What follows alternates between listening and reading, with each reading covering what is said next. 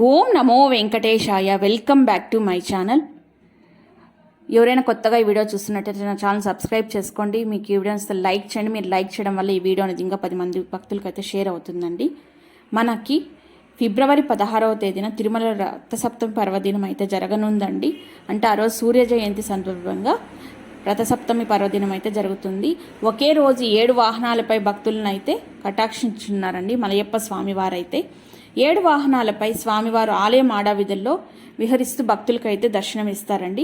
పవిత్రమైన మాఘమాసంలో శుక్లపక్ష సప్తమి తిథిని రథసప్తమి లేదా మాఘ సప్తమి అని పిలుస్తారు. ఈ పరమ పవిత్రమైన రోజున సూర్యదేవుడు జన్మించాడని, ప్రపంచం మొత్తానికి జ్ఞానం ప్రసాదించాడని వేదాల ద్వారా అయితే మనకు తెలుస్తోంది.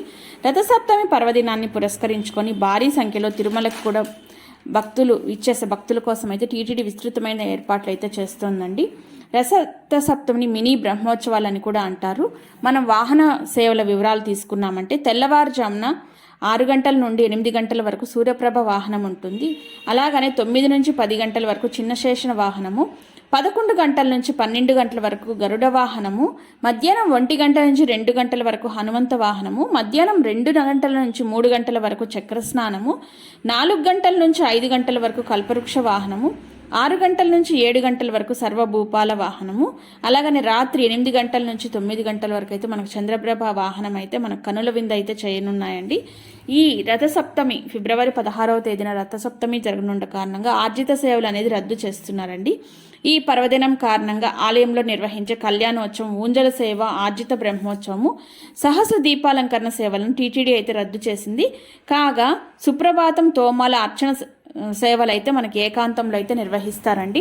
ఆ రోజు రథసప్తమి రోజు అంటే సప్తమి అంటే 7 కదండి.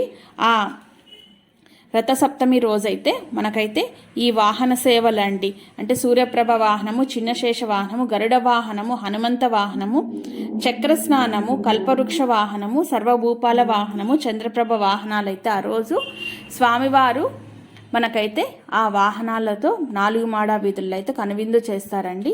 ఆ రోజు అయితే రాజ్యత సేవలు అనేది రద్దు చేస్తున్నారండి. ఈ విషయాన్ని గమనించగలరు. అలాగానే మనకు ఆ రోజైతే ఫుల్గా కూడా రష్ అనేది ఎక్కువగా ఉంటుందండి. ఆ విషయాన్ని గమనించుకొని భక్తులు తిరుమలకు రావాల్సిందిగా కోరుకుంటున్నాము.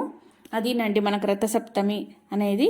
ఈరోజైతే తిరుమలలో రద్దీ అనేది ఒక మాదిరిగా ఉందండి. ఈ విషయాన్ని గుర్తుపెట్టుకొని తిరుమలకు రావాల్సిందిగా కోరుకుంటున్నామండి. ఈ వీడియోస్ మీకు నచ్చితే లైక్ చేయండి, షేర్ చేయండి, నా ఛానల్ సబ్స్క్రైబ్ చేసుకోండి. మీరు లైక్ చేయడం వల్ల ఈ వీడియో అనేది ఇంకా 10 మంది భక్తులకి అయితే షేర్ అవుతుందండి.